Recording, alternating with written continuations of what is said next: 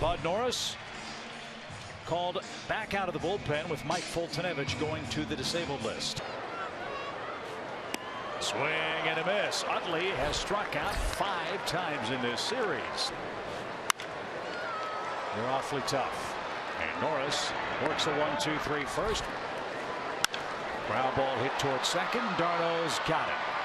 And his throw to first is in plenty of time. Norris is doing a heck of a job. He's getting the ball on the ground, and he's matching zeros with Kershaw.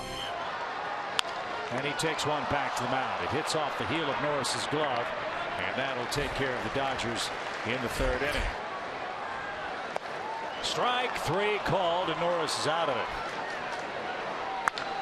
Fly ball hit right at Markakis and right, and that will retire the Dodgers in the 5th.